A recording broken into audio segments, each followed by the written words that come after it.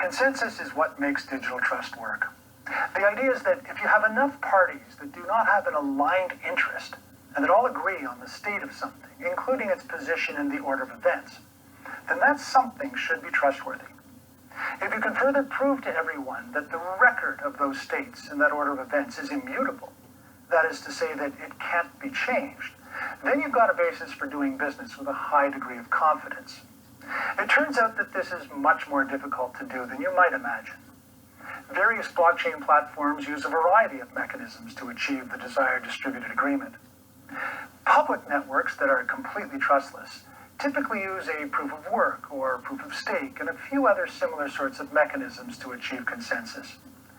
You still don't have complete certainty of veracity, but the probability of bad outcomes is very small and diminishes over time as the blockchain grows. Private networks that are trusted, in that the parties are onboarded in a controlled manner and are collectively trusted by the other parties in the network, use other mechanisms such as the practical Byzantine fault-tolerant protocol, which incurs much less network and cost burden. Most blockchain platforms that implement derivatives of the Nakamoto Bitcoin architecture use game theory as the key idea about how to generate collective confidence in a single truth. Many of these approaches are extremely expensive, both by their design and by the pragmatic need to make it prohibitively expensive to attack the system. This is the reason why we hear things like the electricity used in these systems consuming as much electricity as all of Eastern Europe. It is also the reason why the transactional throughput of these systems is so low. Insolar has taken a very different approach. We use a dynamic consensus that separates the network consensus, which is the health of the network and whether all the nodes are doing the right things, from the business consensus, which focuses on the results of smart contract execution. The approach we use is also much more mathematical and statistical in nature than most traditional approaches. Furthermore, Insolar consensus recognizes the fundamental truth that not all transactions are created equal. Buying a $300 million company from a complete stranger is not the same thing as buying a $3 cup of coffee from a barista that you see at 9 o'clock in the morning every day, which in turn is not the same thing as recording the temperature from an IoT sensor on a container 30 times a minute. All transactions have discrete risk associated with them. That risk is determined by things like the value of the transaction, the trustworthiness of the counterparty, and the criticality of the transaction in some larger workflow.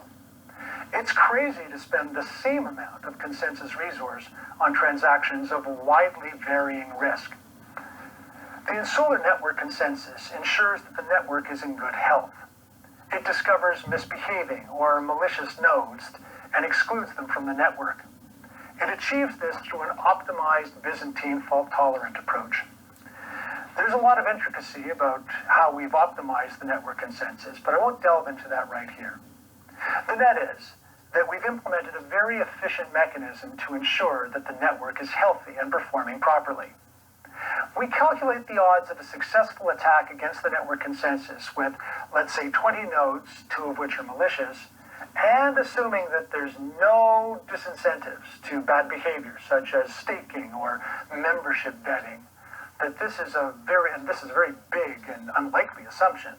But we believe that probability is about 0.000000837089%. Now we get to the second part of Insolar's consensus, and the part that is risk adjustable. Business consensus determines whether the network, having already been validated by the network consensus, agrees on the results of the execution of a smart contract logic. As an aside, it should be pointed out that smart contracts on an Insolar network can be very complex business logic and not just simple asset value transfers that are more typical in networks such as Ethereum. Much of Insolar's transactional efficiency stems from the fact that it uses a one executor, many validator approach. One executor is selected at random to execute the smart contract. Depending on the amount of risk there is associated with that transaction, some of the variable number of validators will be randomly selected to validate that transaction. The transaction state is only written as a valid entry onto the ledger if the executor and all of the validators are in 100% agreement.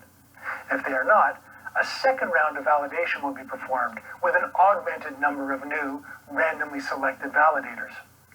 By this means, the network can deploy a variable amount of consensus resource to very efficiently execute smart contract logic in a very cost-effective way with an extremely low probability of successful attack. In the most extreme case, in the unbelievably low likelihood where the theoretical maximum number of malicious nodes capable of surviving network consensus do survive it, the odds of a bad transaction being written to the ledger with, let's say, 9 validators having been assigned are only 0.00015%.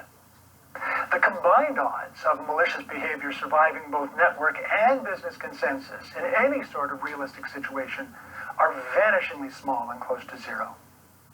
The net of this is that Insolar's consensus mechanism should give network participants an extraordinarily high level of confidence in the shared data and business logic of the business network, with very high performance, scalability, and efficiency,